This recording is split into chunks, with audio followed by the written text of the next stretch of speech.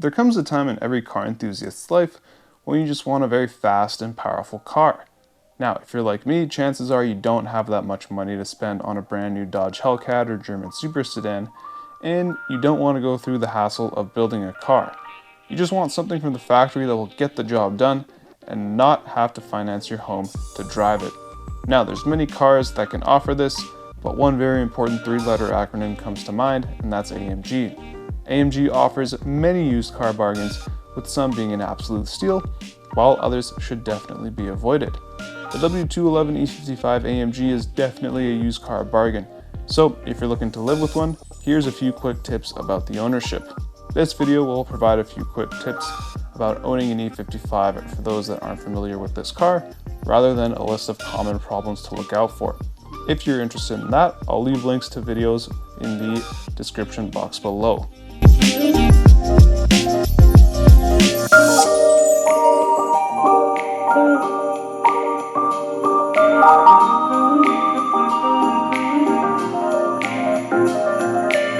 Alright, let's get started off with the best part of the car, and that's the engine. Up front, we've got the legendary M113K supercharged V8. Power output for this E55 is 469 horsepower and 517 foot-pounds of torque. And honestly, there's not very many cars that can give you that type of output, especially for $12,000 to $15,000. Now, what these engines are known for is actually being fairly reliable, considering the power they produce. Be warned though, there are some common problems, but nothing too crazy like rod bearings that can destroy the engine. Anyways, one of the main reasons why people buy the E55 is because of the raw power. And their immediate reaction is to add even more power by messing around with the supercharger or adding a simple tune. Now, believe me when I say this, do not worry about adding more power initially. Unless you're looking to build a drag strip race car, I think power is the last thing you should focus on, because these cars, they come with plenty of power out of the box.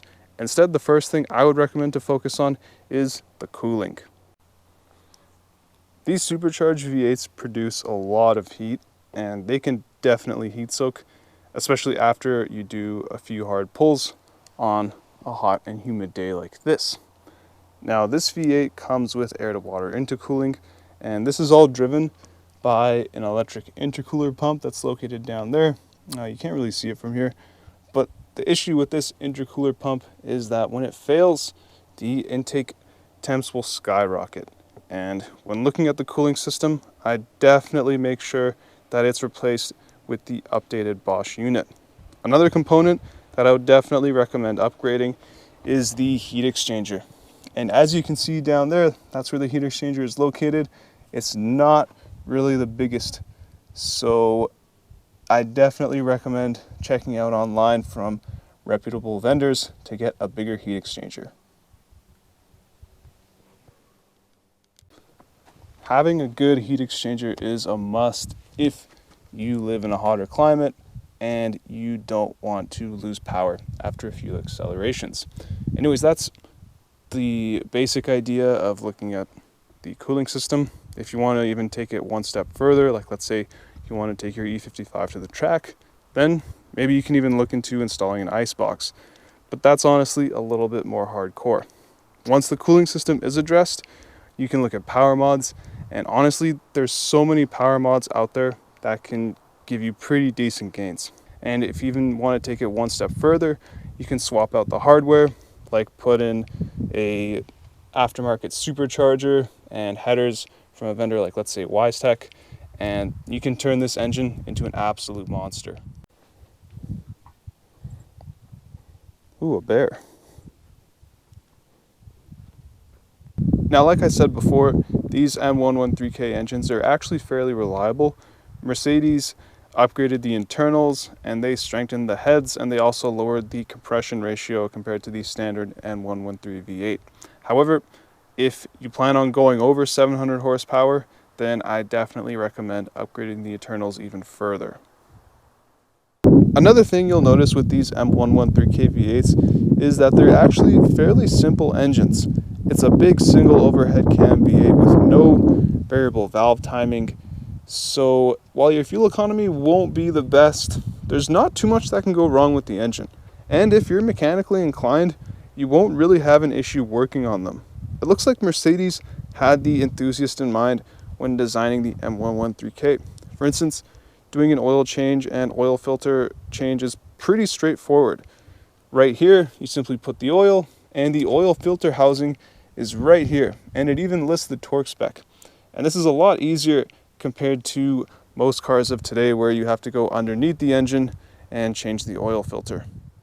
Overall, the M113K is a really decent engine and the main reason why people buy these E55s. The 5-speed gearbox is also a good unit, and while it does outdate the car, it can handle a lot of power without too many issues, as it was shared with the V12 bi-turbo models of this era. You can also get an upgraded valve body if you want faster shifts. So all in all, if you want similar power figures that the M113K offers, but are concerned about expensive maintenance, then I would recommend looking at getting an American V8, like an LS powered car. They will be cheaper to maintain, but what you will give up is the refinement, which is what we're going to take a look at next.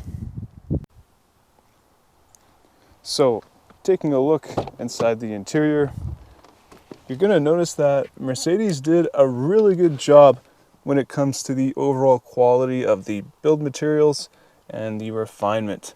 And the standout definitely has to be these black Nappa leather seats. One thing I'd recommend is definitely once every 2 years or so to apply a leather cleaner and some conditioner just to maintain the overall quality of the matte finish. Other than that, there's not really too many things to complain about. One issue I have is this little tab switch right here seems to come off. It looks like it just needs some adhesive. But overall, not really much to complain about. Now, one common mod that people like to do to their E55s is to swap out the stock steering wheel with an Alcantara flat bottom one. And I'm personally indifferent to this. While I don't necessarily think the stock steering wheel looks very AMG-like, it does have an overall nice grip to it and a nice thickness. Another common mod that people like to do is swap out the OEM head unit with an aftermarket one. Again, I'm pretty indifferent to this. I like the look of the OEM head unit, but if you want Android Auto or Apple CarPlay, then it makes sense to do so. And finally, one option that the E55s came with is a panoramic sunroof. And while it may look nice and, add a vibrance to the interior of the car, keep in mind that if the motor goes bad, then that's another thing you have to worry about. And also, the panoramic sunroof adds, I think, overall 150 to 200 pounds to the car's curb weight, and this car specifically has a 4,300 pound curb weight, making it pretty heavy if you have the panoramic sunroof. So when I first got my E55, the first thing that worried me as I drove it more and more was the water temp gauge. Now with most cars, we're used to seeing the temp gauge sit right in the middle once everything gets warmed up. However, with the temp gauge on the E55, as you can see, the center mark is roughly at 80 degrees Celsius.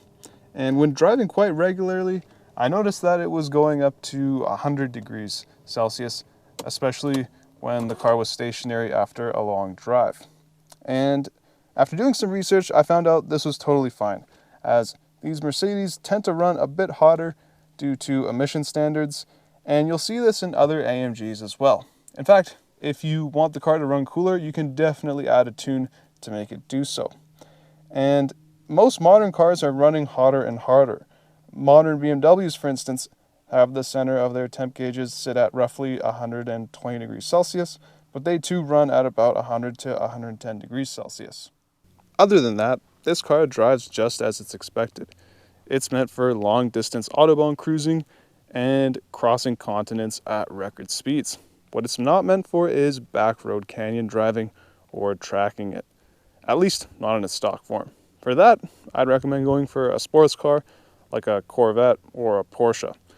If you still want handling but also practicality, then I'd recommend looking at the newer W204 C63 AMG or a BMW M3 or a newer Mustang GT. All in all, the best way to define this car is a very refined muscle car that will always put a smile on your face when you mash the throttle. Well, there you have it. I hope this video gives you a basic idea of what it's like to own an E55 and what you might expect. Now, if you like this video, please make sure to click the like button and also leave a comment below on what you would recommend to newer E55 owners. And also, if you want to see more E55 content, please make sure to click that subscribe button. Other than that, thank you so much for watching, and as always, we'll see you in the next video.